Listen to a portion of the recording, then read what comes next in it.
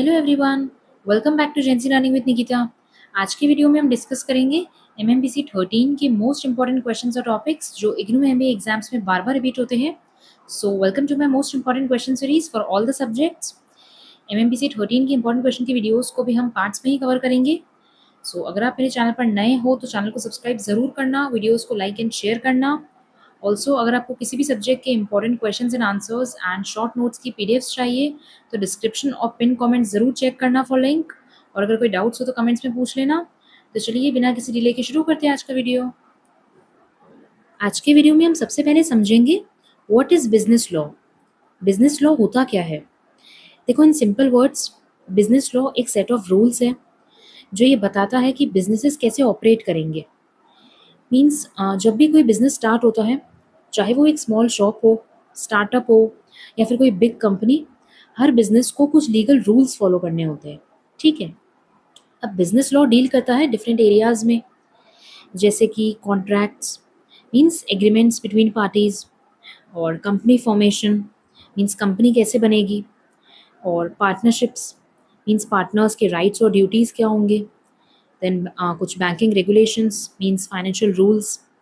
मतलब बिजनेस का हर स्टेप, चाहे मतलब बिजनेस स्टार्ट करने से लेके बिजनेस को ऑपरेट करने तक, ये सब कुछ लॉ के अंडर ही होता है।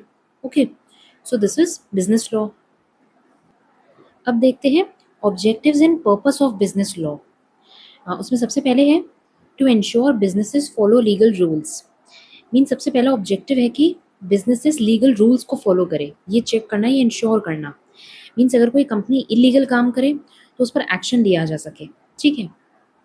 Second, to protect interest of everyone. Means business सिर्फ ओनर का नहीं होता, उसमें एम्प्लॉयज़, कस्टमर्स, इन्वेस्टर्स, ये सब इन्वॉल्व होते हैं। तो बिजनेस लॉ ये इंश्योर करता है कि सबके राइट्स प्रोटेक्टेड हो, चाहे वो बिजनेस ओनर हो, एम्प्लॉयज़ हो, कस्टमर्स हो या फिर investors. Okay. Then to promote fair and ethical practices.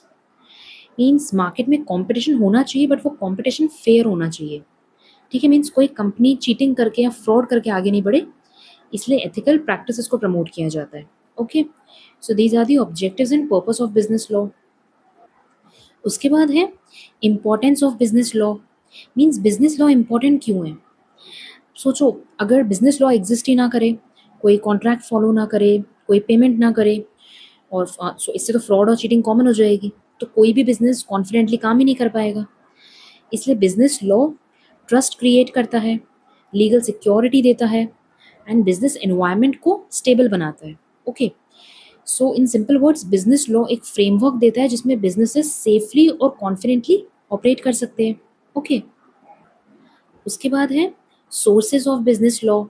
Means business law आता कहाँ से है? सबसे पहले तो है कॉन्स्टिट्यूशन ऑफ इंडिया। ये सबसे सुप्रीम लॉ है। मीन्स इसमें फंडामेंटल राइट्स और ड्यूटीज़ डिफाइंड होते हैं जो इनडायरेक्टली बिजनेसेस को भी अफेक्ट करते हैं। Then second, statutes.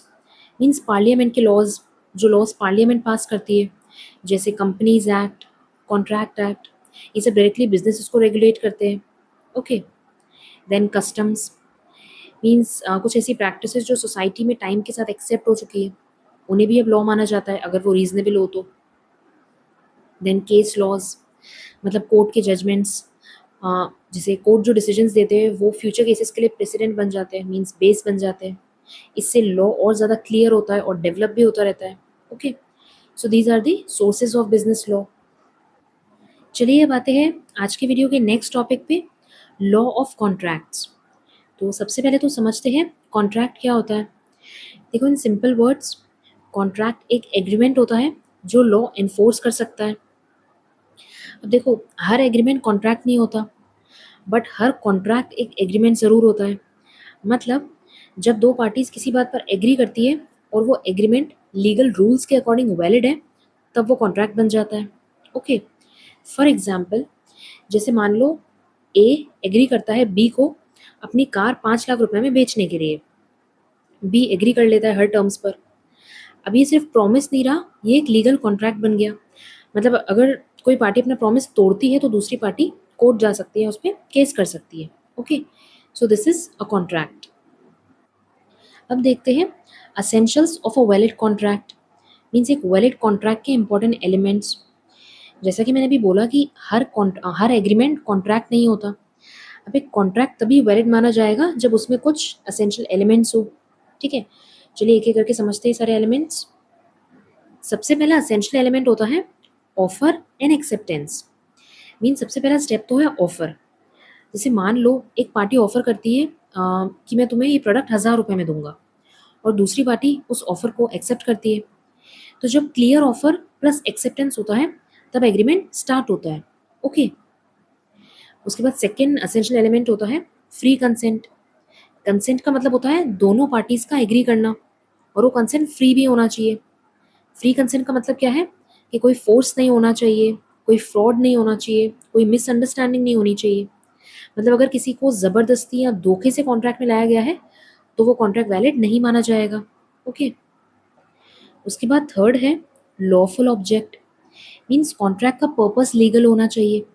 इलीगल काम के लिए कॉन्ट्रैक्ट कभी वैलिड नहीं होता। फॉर एग्जाम्पल जैसे ए और बी ड्रग सेलिंग का एग्रीमेंट करते हैं तो ये कॉन्ट्रैक्ट कभी वैलिड नहीं होगा, चाहे दोनों एग्री ही क्यों ना हो। ओके, सो लॉफुल ऑब्जेक्ट होना चाहिए। Then fourth, legal capacity.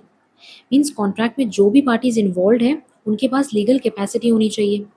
Legal capacity means वो एडल्ट होने चाहिए, साउंड माइंड के होने चाहिए, और लॉ उन्हें डिस्क्वालीफाई ना करता हो। मतलब अगर कोई माइनर या मेंटली अनस्टेबल पर्सन कॉन्ट्रैक्ट करता है तो वैलिड नहीं होता। ओके, उसके बाद लास्ट है कंसिडरेशन। कंसिडरेशन का मतलब होता है something in return. Means her contract में कुछ ना कुछ एक्सचेंज होना चाहिए, चाहे मनी हो, गुड्स हो, सर्विसेज हो। ओके, फॉर एग्जाम्पल जैसे ए अपनी कार बेच रहा है तो बी उसके बदले में पैसा दे रहा है। ठीक है, मीन्स अगर रिटर्न में कुछ नहीं है तो वो कॉन्ट्रैक्ट नहीं है, वो गिफ्ट भी हो सकता है। ठीक है, इसलिए कंसिडरेशन भी होना चाहिए। So these are the essentials of a valid contract. Okay, ये वाला क्वेश्चन बहुत बार रिपीट होता है इसलिए इसको अच्छे से प्रिपेयर करके जाना। उसके बाद है टाइप्स ऑफ कॉन्ट्रैक्ट्स। अब कॉन्ट्रैक्ट्स की भी अलग अलग टाइप्स होते हैं। जैसे सबसे पहले है वैलिड कॉन्ट्रैक्ट। वैलिड कॉन्ट्रैक्ट का मतलब क्या है, जो सारे लीगल रूल्स फॉलो करता है। मीन्स जो कंप्लीटली एनफोर्सेबल होता है, that is a valid contract. Okay, उसके बाद है वॉइड कॉन्ट्रैक्ट। वॉइड कॉन्ट्रैक्ट का मतलब है जो लॉ के हिसाब से इनवैलिड हो, मीन्स इसका कोई लीगल इफेक्ट नहीं होता। देन उसके बाद है वॉइडेबल कॉन्ट्रैक्ट। वॉइडेबल कॉन्ट्रैक्ट का मतलब होता है जब एक पार्टी जो एक पार्टी के ऑप्शन पर वैलिड भी हो सकता है या फिर इनवैलिड भी हो सकता है। फॉर एग्जाम्पल जैसे फ्रॉड या फिर जबरदस्ती के केस में, सो वो होता है वॉइडेबल कॉन्ट्रैक्ट। ओके, उसके बाद नेक्स्ट है एक्सप्रेस कॉन्ट्रैक्ट। मीन्स ऐसा कॉन्ट्रैक्ट जिसमें टर्म्स क्लियरली वर्ड्स में बोले या लिखे जाते हैं, वो होता है एक्सप्रेस कॉन्ट्रैक्ट। उसके बाद होता है इम्प्लाइड कॉन्ट्रैक्ट। मीन्स जब एक्शंस या बिहेवियर से एग्रीमेंट समझ आता है। फॉर एग्जाम्पल जैसे आप कैब में बैठते हो तो आप इनडायरेक्टली अग्री कर रहे हो पेमेंट करने के लिए। बिना पेमेंट किए तो आप कैब से उतर नहीं जाओगे, कैब में बैठे हो तो पेमेंट तो करना ही है। तो that is an implied contract. Okay, then next है यूनिलेटरल कॉन्ट्रैक्ट। मतलब जिसमें सिर्फ एक पार्टी प्रॉमिस करती है, वो होता है यूनिलेटरल कॉन्ट्रैक्ट। फॉर एग्जाम्पल जैसे रिवॉर्ड देना। जैसे मान लो आपका फ़ोन गुम गया, अब आप बोल रहे हो कि जो मेरा लॉस्ट फ़ोन ढूंढेगा उसे 5000 रुपये मिलेंगे। तो this is an unilateral contract. उसके बाद होता है बायलेटरल कॉन्ट्रैक्ट। मीन्स जिसमें दोनों पार्टीज प्रोमिस एक्सचेंज करती है। फॉर एग्जाम्पल जैसे कि बाइंग एंड सेलिंग, कि गुड्स के बदले में पैसा।